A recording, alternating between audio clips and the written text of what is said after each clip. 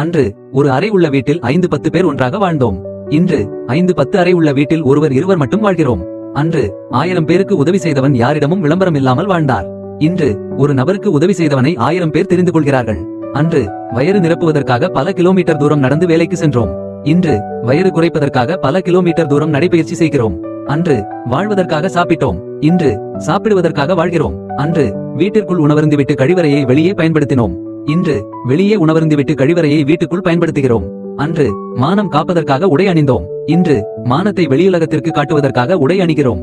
அன்று கிழிந்த ஆடைகளை தைத்து பயன்படுத்தினோம். இன்று தைத்த ஆடைகளை கிழித்து பயன்படுத்துகிறோம். அன்று இருப்பதை வைத்து பண்டிகை காலத்தை கொண்டாடினோம்.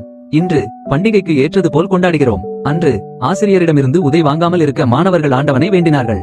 இன்று மாணவர்களிடமிருந்து உதை வாங்காமல் இருக்க ஆசிரியர்கள் ஆண்டவனை வேண்டுகிறார்கள். நாம் கடந்து வந்த பாதை திரும்பி பார்ப்பதற்கு 50 வயதை கடந்த நம்மால் மட்டுமே முடியும். நன்றி.